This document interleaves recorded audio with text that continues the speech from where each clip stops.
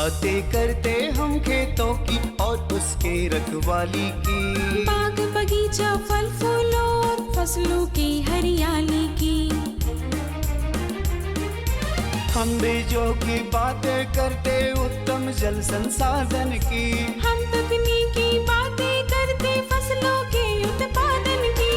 हर किसान का सपना सच हो जीवन सुखद बनाने को, गाँव-गाँव के हर आंगन का प्यारा सा ये दर्शन। कृषि दर्शन, कृषि दर्शन, कृषि दर्शन, कृषि दर्शन, कृषि दर्शन, कृषि दर्शन, कृषि दर्शन, कृषि दर्शन। नमस्कार, स्वागत है आपके अपने कार्यक्रम कृषि दर्शन में, जहां पे आप हर दिन नई नई जानकारियों और जाने माने विशेषज्ञों से रूबरू होते हैं। जब जब हमारे झारखंड की बात आती है तब तब यहाँ के किसान और यहाँ की खूबसूरत वादियाँ नजर आती है। प्रकृति की देन तो है ही खूबसूरती की, लेकिन साथ ही किसान भाइयों की मेहनत भी इसमें छुपी हुई है, तब तो हमारा झारखंड इतना खूबसूरत है। किसान भाइयों, आज हम बात करेंगे रासायनिक उर्वरक के बारे में, लेकिन उससे पहले आइए हम चलते हैं कृषि समाचार की ओर। कृषि समाचार में आपका स्वागत है। मैं हूं दिव्यांशु। आइए देखते हैं आज कृषि समाचार में क्या है खास। कोडरमा के किसान दलहन और तिलहन की खेती के लिए ले सकते हैं अनुदानित कृषि यंत्र। गढ़वा में बागवानी खेती के लिए राष्ट्रीय बागवानी मिशन योजना और मूली के बेहतर उत्पादन के लिए लगाएं उन्नत प्रभेद पूसा हिमानी। अब समाचार विस्तार से। कोडरमा जिला में दलहन और तिलहन की खेती को बढ़ावा देने के लिए राष्ट्रीय खाद्य सुरक्षा मिशन योजना के तहत अनुदान पर यंत्र उपलब्ध कराए जा रहे हैं। इस योजना से लाभ लेने के लिए कोडरमा के किसान सभी आवश्यक कागजात के साथ आवेदन पत्र कोडरमा आत्मा कार्यालय में जमा कर सकते हैं। आवेदन जमा करने की अंतिम तारीख 17 नवंबर है। राष्ट्रीय बागवानी मिशन गैर कार्यान्वयन जिलों में योजना के कार्यान्वयन के लिए झारखंड के गढ़वा जिला का चयन किया गया है। गढ़वा के किसान बागवानी खेती के लिए इस योजना का लाभ लें। इस योजना के अंतर्गत बागवानी खेती के विभिन्न अवयवों की स्थापना के लिए अनुदान ले सकते हैं। इस योजना से लाभ लेने के लिए जिला उद्यान पदाधिकारी कार्यालय गढ़वा से संपर्क कर सकते हैं। किसान भाइयों, किसी भी फसल में रस चूसक कीटों की रोकथाम करना चाहते हैं तो जैविक कीटनाशी का प्रयोग करें। इसके लिए अपने घर में ही नीम या करंज से जैविक कीटनाशी घोल तैयार कर सकते हैं। 50 ग्राम नीम या करंज के बीज प्रति लीटर पानी की दर से 8 घंटा पानी में डुबा कर रखें। उसके बाद उसे निकाल कर पीस लें। फिर उसे 1 लीटर पानी में मिलाकर घोल बनाएं और फसल पर छिड़काव करें। इससे रासायनिक कीटनाशी के प्रयोग से बच सकते हैं और मित्र कीटों की रक्षा कर सकते हैं। नीम और करंज से अगर रस चूसक कीटों को अगर नियंत्रण करना चाहते हैं तो इसके लिए जो है हम लोग 40 से 50 ग्राम क्या करते हैं कि 1 लीटर पानी में इसको 7 से 8 घंटा तक फूलने देते हैं। और फूलने के बाद सुबह में जो है जब बीज जो है वो फूल जाते हैं तो उसके बाद कूच करके उसका जो है कपड़े की सहायता से एक्सट्रैक्ट को हम लोग निकाल लेते हैं, उसको अच्छी तरह से छान लेते हैं और उसको 1 लीटर पानी में अगर घोल करके हम अगर छिड़काव करते हैं तो इससे जितने प्रकार के जो है हमारी फसल है उसमें रस चूसक कीटों का हम नियंत्रण इस कीटनाशक से व्यवहार करके नियंत्रण कर सकते हैं। राज्य के जो किसान मूली की खेती करना चाहते हैं वे नवंबर से दिसंबर तक फसल लगा सकते हैं। झारखंड में मूली के बेहतर उत्पादन के लिए जापानी व्हाइट, पूसा हिमानी, पूसा रोशनी, पूसा देसी या काशी हंस लगाएं। मूली की खेती के लिए 10 से 12 किलोग्राम बीज प्रति हेक्टेयर की दर से बोएं। बुआई में कतारों के बीच 15 से 20 सेंटीमीटर और पौधों के बीच 10 सेंटीमीटर की दूरी रखें। मूली से ज़्यादा उपज प्राप्त करने के लिए जापानी व्हाइट, पूसा हिमानी, पूसा रोशनी, पूसा देसी या काशी हंस लगाएं।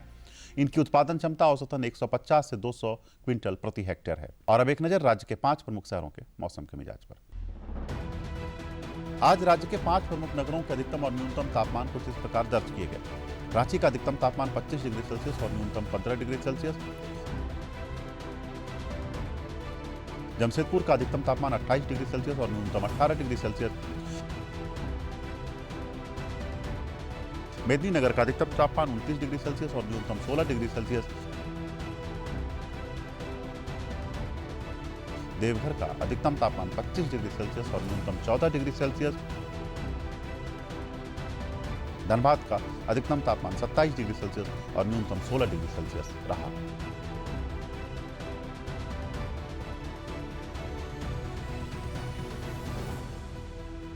कृषि समाचार में आज इतना ही। अगले दिन अगले अंक में फिर मुलाकात होगी कुछ ताज़ा तरीन खबरों के साथ। तब तक के लिए दीजिए इजाजत। नमस्कार, जोहार। किसान भाइयों, आज हमारे साथ जुड़े हैं स्टूडियो में विशेषज्ञ जो आपको जानकारी देंगे रासायनिक उर्वरक और उसके विकल्प के बारे में। जी हाँ, आप खेती किसानी तो करते ही हैं, रासायनिक उर्वरक का भी इस्तेमाल करते हैं, लेकिन अगर उसके साथ साथ और क्या क्या चीज़ आप अपने खेतों में डाल सकते हैं जिससे आपकी खेती और अच्छी बेहतर हो सके, जानने के लिए आइए सीधे रुख करते हैं स्टूडियो की ओर। नमस्कार किसान भाइयों, कृषि दर्शन के आज के इस अंक में आप सभी का स्वागत है। किसान भाइयों, खेती बाड़ी की हर बात हमारे साथ, हम अक्सर ऐसा कहते हैं, सफल देश समृद्ध किसान, अगर खेती बाड़ी का हो समुचित ज्ञान, ये बातें भी हम आपको अक्सर कहते हैं। इसके पीछे एक कारण है कि आप जानिए कि खेती बाड़ी आप किस तरह से करें ताकि लोगों को सुरक्षा मिले, खाद्य की सुरक्षा हो और आपको भी आमदनी मिले। तमाम कोशिशों के बावजूद भी कई बार हम देखते हैं कि स्वास्थ्य के लिए कुछ फसलें अच्छी नहीं हो पा रही हैं। हम लगातार रासायनिक उर्वरकों का प्रयोग कर रहे हैं और उसका हमारे स्वास्थ्य पर बुरा असर पड़ रहा है। रासायनिक उर्वरकों का क्या विकल्प है, आज इस विषय पर हमारी बातचीत होगी। इस विषय पर बातचीत करने के लिए हमारे साथ रामकृष्ण मिशन मोराबादी रांची के सचिव स्वामी भविष्यानंद स्टूडियो में मौजूद हैं। नमस्कार स्वामी जी, आपका स्वागत है। नमस्कार। नमस्कार किसान भाइयों, तमाम बातें होंगी, आप हमारे साथ जुड़े रहिए। स्वामी जी, जब हम बात करते हैं रासायनिक उर्वरकों की, बहुत पहले रासायनिक उर्वरकों का क्या ज़रूरत था, किस तरह से हम रासायनिक उर्वरकों का उपयोग करने लगे, फिर दौर बदला, आप इसे किस तरह से देखते हैं? हम लोग का जो भारतवर्ष देश है 10,000 साल से पुराना सभ्यता है। हम देखते हैं कृषि भित्तिक हमारा सभ्यता है। पहले का सब जो खेती किसानी होता था तो रासायनिक का उपयोग नहीं होता था। अभी ऑर्गेनिक नहीं बोलता था, मतलब जैविक पद्धति से खेती होता था। बाद में हम लोग का भारत में विदेशी शासन हुआ, इंग्रेज लोग को अत्याचार आया, तो किसी का इतना बोझ हो गया, इतना टैक्स चपाया, उसके बाद फिर मैंने डायरेक्ट कैश में उनको टैक्स चुकाना पड़ता था। उसमें बहुत लैंड रिफॉर्मेशन बहुत हुआ जो किसान का प्रतिकूल में गया, जिसके बाद ऐसा हो गया सब लोग खेती किसानी करना छोड़ दिया। ऐसे जिसका कोई विकल्प नहीं था वही खेती किसानी करना शुरू करते थे। इसके लिए हम लोग को देखता है कि कृषि उत्पादन बहुत घट गया। हम लोग जो आज़ादी मिली है, आज़ादी के बाद हम लोग देखता है शिप टू माउथ, हम लोग खाने के लिए विदेश से हम लोग को इम्पोर्ट करना पड़ता था। तो ये तो बहुत बड़ा हमारा देश का समस्या था। तो बाद में उसी समय वैज्ञानिक लोग जो hybrid varieties of paddies, Vitz, सब हाई यील्डिंग वैराइटीज़ आविष्कार किया है। उसके बाद उर्वरक, अब हाई यील्डिंग टेक्नोलॉजीज़ जो है ये उपयोग करके हम लोग का उत्पादन बहुत बढ़ गया। हम लोग खाद्यों में, अनाज में साइंस संपन्न हो गया, उल्टा हम लोग एक्सपोर्ट भी करने का लायक हम लोग का क्षमता आ गया। वह साथ ही साथ इसका जो अच्छा असर हुआ, साथ नेगेटिव असर भी हुआ, क्योंकि हम लोग इसका जो समेकित ढंग से नहीं किया, हम लोग संतुलन नहीं किए, हम लोग परिवेश पर्यावरण के बारे में नहीं सोचा, मिट्टी के नीचे पानी के बारे में नहीं सोचा। हम इसका असर भी बहुत बुरा हुआ। जहाँ पे हम लोग का सबुज विप्लव, हरित क्रांति का जो पंजाब, हरियाणा, वेस्टर्न यूपी जो एरिया में हुआ, वहाँ पे देखते इतना आदमी घर घर में आदमी कैंसर हुआ। मालूम है आप लोग का, एक कैंसर ट्रेन एक तो हो गया जो उनको इलाज कराने के लिए ले जाते हैं। तो ये तो बहुत बड़े मुँह, पहले जो आदमी गरीब था, सबुज विप्लव हरित क्रांति के बाद उनको अवस्था अच्छा हुआ, बहुत केस स्टडी देखा, बाद में फिर उनका धीरे धीरे हाल और ख़राब हो गया। पहले जैसे था हाल, बाद में हाल और ख़राब, उल्टा, और घर में 1-2 आदमी का कैंसर पेशेंट हो गया। तो ये तो बहुत बड़ा एक तो देश अभी हम लोग का एक तो सोचना पड़ेगा, जैसे क्योंकि दिन के दिन जो आबादी बढ़ रहा है, ज़मीन पर कैपिटल लैंड घट रहा है, इसलिए बहुत बड़ा एक चैलेंज है जो प्रोडक्टिविटी भी रखना, प्रोडक्शन बढ़ाना है, प्रोडक्टिविटी बढ़ाना है, एवं साथ साथ सस्टेनेबल बनना है, साथ हेल्थ के क्वालिटी फूड के बारे में सोचना है। बिल्कुल। शुरू में जब हम बात करते हैं तो हम लोग तकरीबन 30-40 करोड़ थे, अब हम लोग तकरीबन 140 करोड़ से ज़्यादा हो चले हैं। तो ऐसी स्थिति में खाद्य सुरक्षा एक बहुत बड़ी बात है। और जब हम शुरुआती दौर की बात करते हैं तो हम देखते हैं कि उर्वरकों का, रासायनिक उर्वरकों का प्रयोग होने लगा, खास करके नाइट्रोजन, फास्फोरस और पोटाश का बहुत ज़्यादा प्रयोग होने लगा। इसके बाद समय बदलता है, खेत में फसल बहुत लहलाए, जैसा कि आपने बताया कि बहुत सारे हाइब्रिड ये आए, लेकिन पानी का लेवल बहुत नीचे चला गया। आपने बताया कि कैंसर स्पेशल ट्रेन भी चलने लगा, ये एक बहुत बड़ी समस्या है। बहुत सारे ऐसे किसान भाई हैं जो जैविक खेती अपनाना चाहते हैं, तो इसके विकल्प के रूप में, रासायनिक उर्वरक के विकल्प के रूप में किस तरह से हम जैविक खेती में इसका ट्रांसफॉर्मेशन कैसे हो सकता है? ये तो बहुत बड़ा मैंने प्रश्न आप पूछे हम, जो अभी का समय में बहुत ही ज़रूरत है। तो देखिए, जैविक खाद के लिए सबसे जैविक पदार्थ तो ज़्यादा चाहिए, और साथ ही साथ तो पूरा एक होलिस्टिक वे में हम लोग को सोचना है। ये केवल एक खेती नहीं है, ये हम लोग बोलते हैं सिस्टम अप्रोच। तो सिस्टम अप्रोच मतलब है जैसे खेती कर रहे हैं, खेती के साथ साथ जमीन में एग्रो फॉरेस्ट्री, जमीन का अभी गवर्नमेंट ऑफ इंडिया भी जो नारा है, हर एक मेड़ में पेड़, हर एक मेड़ में पेड़ होना चाहिए। खेती में कम से कम एक दालहनी फसल एक बार लगाना है, जैसे धान आदि फसल का पहले हरित जैसे धुंचा आदि लगाना है, जिसके मतलब ज़मीन का उपजाऊ बढ़ाना है। मूल बात है तो ज़मीन का जो उपजाऊ शक्ति बढ़ाना है। ज़मीन में भगवान बहुत जीवाणु दिया है, जैसे एजोटोबैक्टर, एजोस्पेरिलम, हवा से नाइट्रोजन खींचता है, फास्फोरस सॉल्युबल इन पीएच भी बोलता है, जो फास्फोरस ज़मीन में है घोल देता है। अब ऐसे पोटास मोबिलाइजिंग बैक्टीरिया है, जिंक मोबिलाइजिंग बैक्टीरिया बहुत है। अभी तक वैज्ञानिक लोग ज़्यादा पूरा चीज़ जानते भी नहीं है, तो भगवान सब, किंतु उसका मतलब सही संतुलन नहीं हो पा रहा है, सही उपयोग नहीं हो पा रहा है। जैसे एटम बम एकदम मारता है तो हज़ारों लाखों आदमी मर जाता है, तो ऐसे एक जब कीटनाशक स्प्रे करता है तो एटम बम जैसे लाखों कीड़ा को मार देता है। उसमें बहुत सारे मित्र कीड़ा ही मरता है। एवं केचुआ, स्पेशली केचुआ जो किसान का दोस्त बोलता है, 24 घंटा काम करते रहता है। एवं जो जैविक पदार्थ खाते हैं, खाने के बाद वो मॉल ये सब जो निकलता है वो जैविक बहुत अच्छा केचुआ खाद है। तो इन सीटू हम लोग तैयार कर सकता है। इसीलिए क्या सबसे ज़्यादा जरूरत है जैविक पदार्थ जमीन में देना है। इसीलिए क्या जो दालहनी फसल आदि फसल जो बताया अभी लगाना है, साथ ही साथ जो एक तो पशुपालन जरूरी है, स्पेशली गौपालन, इसका कोई विकल्प नहीं है। गाय का जितना चीज़ें है, गौमूत्र, गोबर, दूध, दही, घी जो दूध से बनता है, ये लेकर पंचगव्य जो बनता है, तो पंचगव्य देखते हैं, पंचगव्य का उपयोग करेंगे, इसका अच्छा मतलब इसका जो न्यूट्रिएंट है, नाइट्रोजन, फास्फोरस, पोटास और अनुखाद्य वो भी मिलता है। साथ ही साथ यहाँ पे हम लोग उपकारी बैक्टीरिया है, उपकारी फंगस है, और रूट प्रोमोटिंग हार्मोन है जिसको उत्पादन भी बढ़ाता है। और साथ ही साथ जो किसान उपयोग करेंगे, किसान का कुछ बीमारी होगा तो बीमारी भी ठीक हो जाएगा। जैसे कीटनाशक देने से रासायनिक देने उल्टा होता है, किसान का उल्टा बीमारी होता है, कैंसर जैसा हो जाता है, और पर्यावरण भी दूषित हो जाता है। अब पंचगव्य में शस्यगव्य, संजीवनी आदि जो तरल जैविक खाद है, तो उसके उल्टा पर्यावरण के लिए अच्छा होता है। तो ये देखते हैं भारत में हम लोग का लगभग 400 BC, मतलब आज से लगभग 2500 साल पहले कृषि पराशर का जो ऋषि थे, उसका किताब में हम लोग मिलता है जो बताया, जो fate of a farmer depends upon presence of microbes in the soil. किसान का भाग्य निर्भर करता है मिट्टी में कितना जीवाणु है। इसे जैविक पद्धति धान मकई खेती करने का सबसे इम्पोर्टेंट होता है मिट्टी को उपजाऊ बनाना है। मिट्टी डेड बॉडी नहीं है, ये लिविंग बॉडी। यहाँ पे जितना जीवाणु होगा, जितना जैविक खाद होगा, जैविक पदार्थ होगा, उतना हम लोग सब चीज़ अब जो बोला हवा में 79% लगभग नाइट्रोजन है, तो नाइट्रोजन जीवाणु खींच लेगा। फास्फोरस है, फास्फोरस खींच लेगा। पोटास है, पोटास मोबिलाइज कर देगा, पौधा लेने के लायक कर देगा। तो आपने एक बात कही कि एक तो पशुपालन करना चाहिए, इससे कार्बनिक चीज़ें बढ़ेंगी, और इसके अलावा बहुत सारी चीज़ें हैं। तो बहुत सारे ऐसे किसान हैं स्वामी, जैसे हम देखते हैं सिक्किम की अगर हम बात करते हैं तो फुल्ली ऑर्गेनिक स्टेट है। झारखंड जैसे राज्यों में हम अभी तक उस स्थिति में नहीं पहुंच पा रहे हैं। बहुत सारे ऐसे किसान भाई हैं जो डरते हैं कि रासायनिक ये का उपयोग नहीं करेंगे तो हमारी फसल कम हो जाएगी। आप क्या सोचते हैं, क्या स्थिति बनती है ऐसे में? देखिए, ये जो बताए एकदम सही बताए, सोचते भी है कि हम लोग 2006 से जब हम लोग का Ramakrishna Mission, Vivekananda Educational Research Institute हम लोग जो यूनिवर्सिटी हुआ मोरा, उसी समय से हम लोग इसका गवेषणा कर रहे हैं।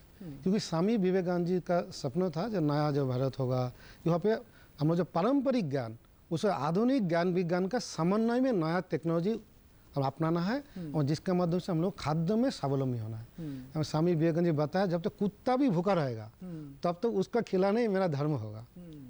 एवं इसके लिए अनाज उत्पादन करने का नया तरीका उद्भावन हमको सर्वप्रथम कर्तव्य है। जो रामकृष्ण मिशन जो स्वामी विवेकानंद जी प्रतिष्ठा किया, जो रूल बुक में इसे लिखा है। इसके लिए हम लोग जो यूनिवर्सिटी बना है तो शुरुआत से हम लोग किए, हम जो बताया पंचगव्य, संजीवनी, शस्यगव्य आदि हम लोग देखते हैं। 600 AD का जो किताब है, 1100 AD का जो विश्व आयुर्वेद जो किताब है, ये सब बहुत किताब में हम देखते हैं सब इसमें चीज़ है, हम लोग वहाँ से शिक्षा लिया है, लेकिन उसको हम मैंने एक्सपेरिमेंट किए, करके स्टैंडर्डाइज किए, उसको वैलिडेट किए, वैलिडेट करने के बाद उसको ही रिकमेंड किए, करके हम लोग कम खर्च में जैविक खेती एक किताब भी निकला, और इसके आधार पर हम लोग बहुत लीफलेट भी है, ये हम लोग का विवेक जैविक कृषि ऐप एक तो डेवलप किया, जो गूगल प्ले स्टोर में मिलेगा फ्री ऐप। तो वहाँ पे भी हम लोग जैविक कृषि का आधारित जो तकनीक है, इसका वीडियो भी है और लिखा भी है, এবং क्या क्या बीमारी होता है, कैसे उसको उपचार कर सकता है, ये भी किसान बंधु को मैं अनुरोध करूँगा, अभी आप लोग डाउनलोड कर सकते हैं, करके इसका आप लोग भी इसका जो नॉलेज लेके आप लोग भी अपना सकते हैं। बिल्कुल, तो इसका मतलब ये हुआ कि जो किसान भाई इन सारी चीज़ों की जानकारी चाहते हैं वो ऐप के माध्यम से प्राप्त कर सकते हैं कि किस तरह से आप जैविक खेती कीजिए। मेरा एक और प्रश्न अभी भी उसी पर है कि झारखंड में बहुत सारे ऐसे किसान हैं जो डरते हैं, इनको जानकारी नहीं है, वो अलग बात है, लेकिन क्या आप इससे जुड़े हुए हैं, आपने कई प्रयोग किए हैं, आप प्रयोगों में क्या पाते हैं कि कितना अंतर दिखता है जो रासायनिक उर्वरकों का प्रयोग करते हैं और जो आप जो जैविक उर्वरक के माध्यम से जो खेती करा रहे हैं, कितना का अंतर गुणवत्ता की दृष्टि से हो, चाहे फसल को रखने की दृष्टि से हो या फिर स्वास्थ्य की दृष्टि से हो, कितना अंतर देखते हैं? बहुत अच्छा क्वेश्चन। तो ये हम लोग का दिव्यांग कृषि विज्ञान केंद्र जो फार्म है वो टोटली ऑर्गेनिक है, एक बूथ भी केमिकल फर्टिलाइजर व केमिकल पेस्टिसाइड लास्ट 4-5 साल से नहीं दे रहा है। अब यहाँ पे देखते हैं जो लास्ट ईयर 115 दिन से 20 दिन का अवधि का जो धान है, लास्ट ईयर के बता रहा हूँ, राजा हम लोग का 23.75 क्विंटल पर एकड़ आया। वहाँ पे जनरली 19-20 रासायनिक से हम लोग का ही दूसरा फार्म में जो अंग्रेजी खाद से किया उसमें 19-20-21 क्विंटल पर एकड़ में आया, और यहाँ पे हम लोग एवरेज आया 23.75 क्विंटल पर एकड़। मतलब इस दृष्टि से हम कह सकते हैं कि जैविक उर्वरक को आप रिकमेंड कर सकते हैं। हाँ, उत्पादन ज्यादा, उत्पादन कोई घाटा नहीं है, घबराने की कोई बात नहीं है, खर्च भी कम है, एक कोई फर्टिलाइजर देने की जरूरत नहीं है, पेस्टिसाइड देने का जरूरत नहीं है, बीमारी भी बहुत ही कम हुआ, वो भी बीमारी जो है उसको दसोपानी नीम तेल गौमूत्र इसको उपयोग कर साथ ही हम लोग नियंत्रण भी कर सकते हैं, नियंत्रण किए भी है। एवं साथ ही साथ हम लोग देखते हैं जो मिट्टी में बहुत केचुआ है, अभी ऐसा हो गया हम लोग का दिव्यांग के बता रहा हूँ, दिव्यांग को जो गौशाला है, गौशाला का गौमूत्र पानी आदि पीछे जमा होता है, वहाँ से मैं पंप करके लेके खेती में देता है। अभी ऐसा होगा, अभी जैविक खाद भी अलग से देने का जरूरत नहीं हो रहा है। ऐसा करके आप बहुत खुश होंगे, झारखंड का पहला सर्टिफाइड ऑर्गेनिक विलेज ये भी रामकृष्ण मिशन से हम लोग बनाया, आनगरा का जो धूलता ग्राम है वहाँ पे हम लोग डेवलप किए। उसके साथ बाजार भी एकदम, बाजार में समस्या इसके लिए नहीं है, जब जैविक गुणवत्ता होता है तब जो होलसेलर गांव में चला जाता है, गांव में जाके रिटेल प्राइस बाजार में जो मिलता है उससे 4-5 रुपये ज़्यादा मिलता है। तो हम लोग ऐसा करके अभी 12 क्लस्टर हम लोग डेवलप किए 12 विलेज में, और लगभग 500 एकड़ ज़मीन में एवं 325 लगभग फार्मर्स है जो पूरा जैविक विधि से करता है। एवं यहाँ पे अभी 21 समस्या हम लोग का है, जो यहाँ पे क्या है, यहाँ पे अच्छा ग्रुप बनाना है एवं वैराइटीज क्रॉप लगाना है थ्रू आउट द ईयर। ये चीज़ का सब समय नहीं होता है, जो लोग होलसेलर आते हैं एक ही टाइप सब्जी मिलता है, वो भी थ्रू आउट द ईयर नहीं बनता है। एक तो इसलिए हम लोग तो ऑर्गेनिक रूट का कॉन्सेप्ट लाया, जो अभी 12 विलेज लगभग हो गया हम लोग का अनगरा में। जैसे बताया जो नवागढ़ पंचायत, वो भी हम लोग ऑर्गेनिक पंचायत अभी होने जा रहा है, दुबला बेरा हम लोग का नागरा बेरा आदि गांव में भी धीरे धीरे हम लोग ऑर्गेनिक कर रहे हैं। तो इसे एक साथ में हम लोग का टारगेट है 2 ट्रक ऑर्गेनिक सब्जी बनाना है।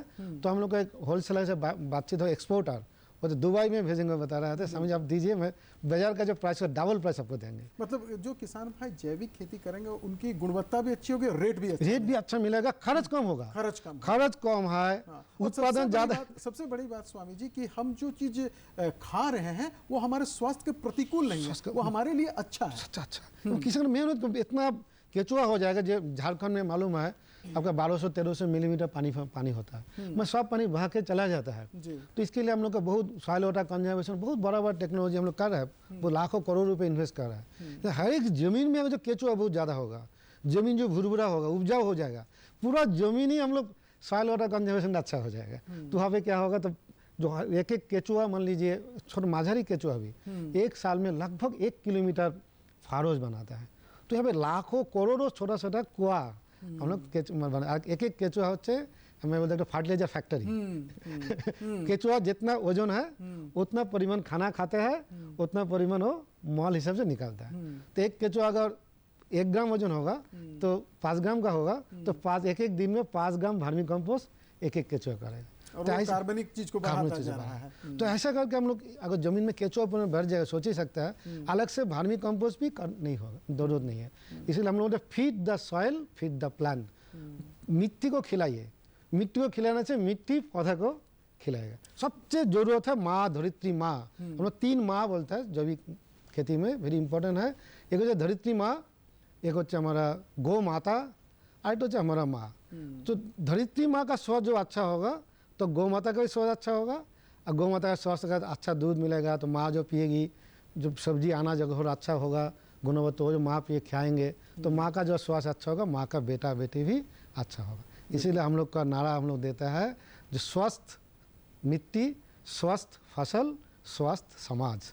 मिट्टी अगर अच्छा होगा बाकी सब हो जाएगा। झारखंड जैसे राज्य में स्वामी जी, ये चूंकि वन प्रदेश है तो बहुत सारे पौधे भी हैं, तो जो हम 10 परणी वगैरह का प्रयोग करते हैं वो भी बहुत सहजता से उपलब्ध है। एकदम एकदम। तो किसान भाई 10 परणी का जो उपयोग करते हैं कितना लाभान्वित होते हैं? क्योंकि अभी तो एक आदत हो गई है कि कीट लगा है, छींटा लगा दो रासायनिक ये कीड़ों का।